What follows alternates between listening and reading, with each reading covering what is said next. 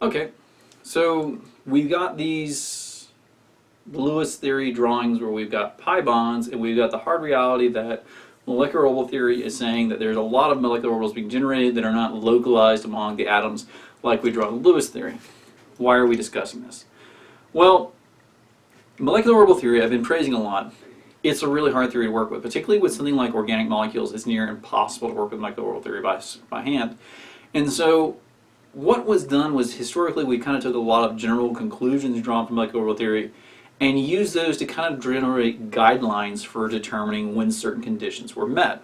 And so for aromaticity to occur, there are a few things that have to be true.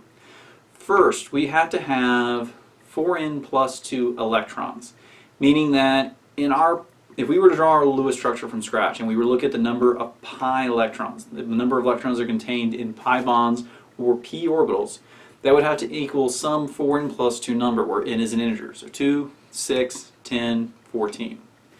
If we don't have those electrons, and we'll see why when we start talking about Frost diagrams, we end up getting what are either antibonding electrons in our conjugated system, which are going to prevent the electrons from moving around, or they're going to destabilize our ring system.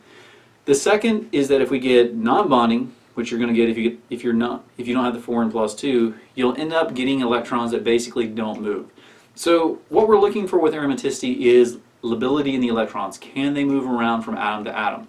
If we don't meet the 4n plus 2 condition, we end up creating either antibonding or non-bonding electrons that keep this from happening. The second is that we need conjugated pi bonds and available p orbitals. We'll see why when we start talking about these aromatic rings, but this kind of gets us to our third condition. We need to have a ring. And the reason we need to have a ring is that what we're trying to do is we're trying to create loops of electron density. These loops of electron density will, when you work out the molecular orbital theory, will end up giving you basically regions where the electrons can flow freely around these rings. Now, this isn't done entirely with pi bonds. We can also do p orbitals as well, particularly ones that are either missing electrons, such as carbocations, or ones that contain electrons, like lone pairs of nitrogen or carbenes.